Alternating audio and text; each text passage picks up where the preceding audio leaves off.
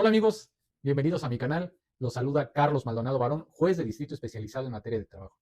Y con enorme ilusión quiero compartir con ustedes el inicio de este proyecto, motivado por algunas voces de personas cercanas a su servidor que me pidieron abrir un canal para platicar con ustedes sobre diversos temas del mundo del derecho.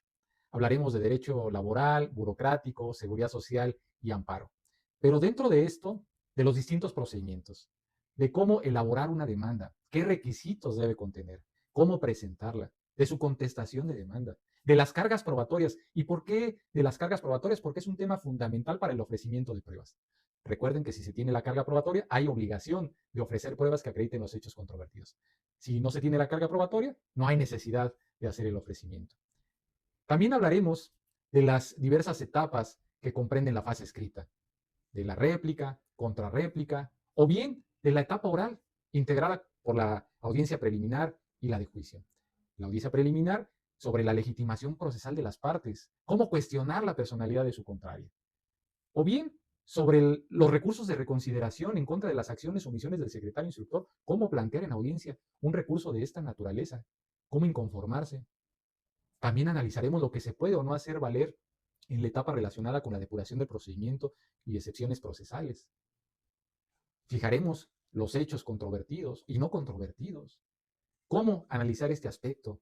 ¿Y por qué es importante? Porque a partir del análisis de los hechos no controvertidos es como se analiza la pertinencia de las pruebas en cuanto a su admisión o desechamiento.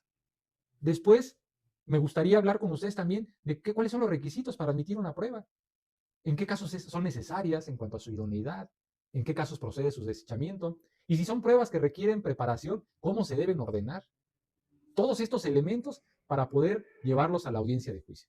Ya llegado a esta etapa, pues cómo preparar el desahogo de sus pruebas, algunos tips que les puedan servir para que lleguen a la audiencia de juicio y sepan cómo desahogar de la manera correcta sus pruebas, que les beneficie para una futura valoración.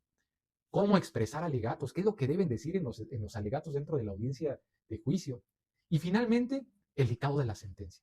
Cómo dictar una sentencia, qué elementos debe contener, desde la fijación de la litis, la valoración de la prueba, estándares probatorios y la resolución, incluso hasta cuantificaciones de todas las prestaciones que pudieran verse involucradas en materia laboral o bien de seguridad social.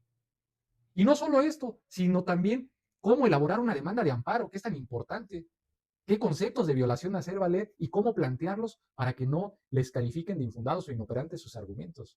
De todo y estos y muchos otros temas más me gustaría platicar con ustedes. Y si tienen interés por alguno otro diverso, con mucho gusto háganmelo saber y lo podemos abordar.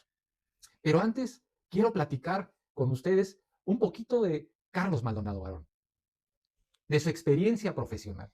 Y bueno, les platico que tengo 24 años en la judicatura. Inicié en el año 2001 como meritorio. Fue mi primer paso, ingreso al Poder Judicial de la Federación. Foliaba, sellaba, rubricaba, sacaba copias, auxiliaba a mis compañeros, entendí cómo se organizaba el juzgado de distrito. Eso me sirvió para que el titular del juzgado me nombrara oficial de servicios y mantenimiento. Ya en este cargo, pues al margen de las labores que realizaba, propias de la actividad, me dieron la confianza para elaborar proyectos de sentencia. Esos fueron mis primeros pininos, como dijeran por ahí, en la elaboración de proyectos de sentencia.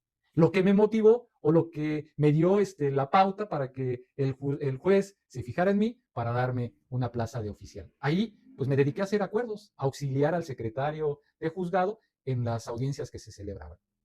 Inquieto con querer seguir superándome, pues participé en un concurso de oposición para conseguir la habilitación para actuario.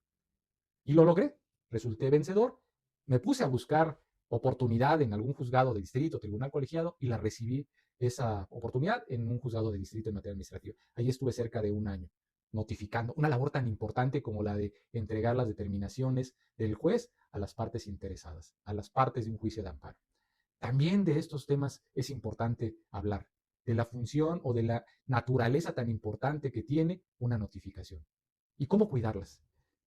Después de este paso como actuario, me brindan la oportunidad para ser secretario de juzgado, en Guanajuato, por cierto, y ahí estuve cerca de un año, hasta que regresé al Estado de México, particularmente en Naucalpan de Juárez, a un tribunal colegiado. Ahí estuve desde 2006 hasta 2015, realizando proyectos de sentencia amparos directos, recursos de revisión, quejas, reclamaciones, inconformidades.